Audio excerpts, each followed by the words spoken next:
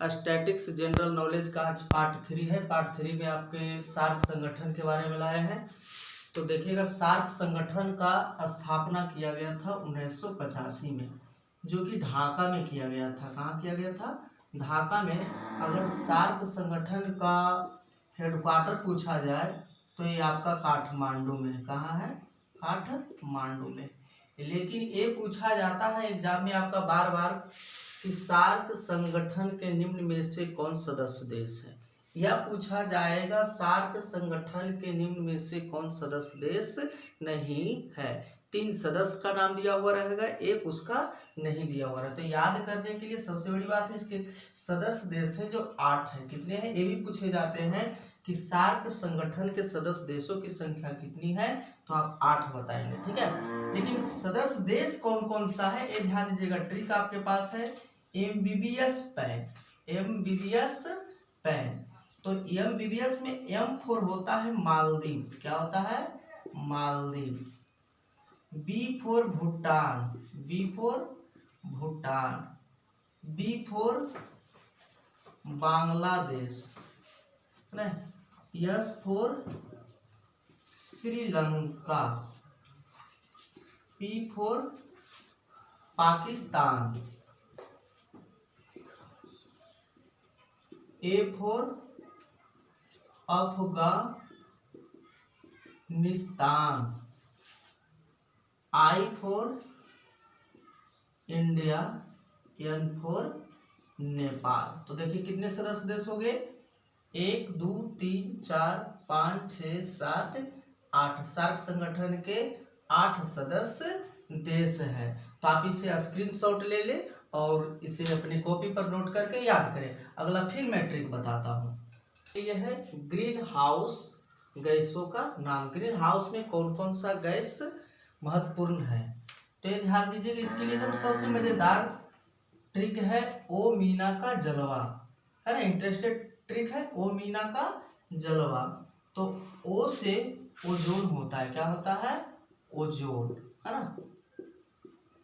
O3 इसका सूत्र है। मी फोर मीथेन। क्या होता है? मीथेन, है ना। ना four nitrous oxide. Nitrous oxide. का फोर होता है कार्बन डाइऑक्साइड। जलवा से आप बोल सकते हैं जलवाष्प। क्या होता है? जलवाष्प। तो इस तरह से आप याद कर लेंगे कि ग्रीन हाउस में कौन कौन सा गैस जिम्मेदार है। तो इसके लिए सबसे आसान ट्रिक है याद करने के लिए ओ मीना का जलवा। ओ मीना का जलवा में ओ फोर ओजोन गैस, मी फोर मीथेन गैस, ना फोर नाइट्रस ऑक्साइड और का फोर कार्बन डाइऑक्साइड, जलवा फोर जलवाष्प होता है। आप इसके स्क्रीनशॉट ले लें, फिर मैं आगे आपको बताता हूँ। 10 क्लास के भूगोल में पढ़ना होता है कुछ इस्पात उद्योग के नाम, और ये पूछा जाता है कि इस्पात उद्योग किन किन सहयोग देशों से बना है। जैसे आपका हो गया बोकारो इस्पात उद्योग, दुर्गापुर इस्पात उद्योग, भिलाई इस्पात उद्योग, राउरकेला इस्पात उद्योग। तो बोकारो जो बना है उसका सहयोग देश क्या है? बोकारो इस्पात उद्योग रूस के सहयोग से बनाया गया है। और दुर्गापुर इस्पात उद्योग ब्रिटेन के सहयोग से बनाया गया है। भिलाई इस्पात उद्योग रूस के सहयोग से बनाया गया है। राउरकेला जर्मनी के सहयोग से बनाया गया है। तो बोकारो इस तरह से याद रखिएगा। बोकारो किसके सहयोग से बना है? रूस के सहयोग से। दुर्गापुर इस्पात कारखाना किसके सहयोग से बना है? ब्रिटेन के। और भिलाई बना है रूस के सहयोग से। और राउरकेला इस्पात उद्योग बना है जर्मनी के सहयोग से। तो ये बार बार लोग भूल जाते हैं, तो इससे याद करने के लिए सबसे बेस्ट मेरे पास ट्रिक है। क्या है? मजेदार ट्रिक है, आप इसे ध्यान दीजिएगा। बोरा में दुब्भी भरो राजा। क्या है? बोरा में दुब्भी भरो राजा। तो देखिए, बो से क्या हो जाता है? बोकारो। क्या हो जाता है? बोकारो। ठीक है। रा से क्या हो जाता है? रूस हो जाता है। रा से रूस हो जाता है। फिर जब आते हैं दुब्बी में कोई यहाँ कैंसिल कर देंगे, यहाँ इसका कोई जरूरत नहीं है। दू से हो जाता है दुर्गापुर और ब्री से क्या हो जाता है? ब्रिटेन। तो हो जाता है दुब्बी। क्या हो जाता है? दुब्बी। अब भरो क्या है? भरो।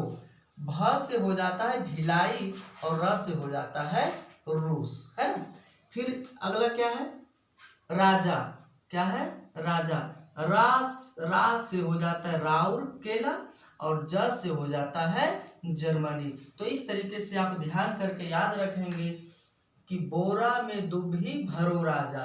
तो बोकारो इस्पात कारखाना रूस के सहयोग से बनाया गया है, दुर्गापुर इस्पात कारखाना ब्रिटेन के सहयोग से बनाया गया है, भिलाई बनाया गया है रूस के सहयोग से, राउरकेला इस्पात कारखाना जर्मनी के सहयोग से बनाया गया है। लाइक और सब्सक्राइब जरूर करें, अगले वीडियो में फिर नया ट्रिक बताऊंगा।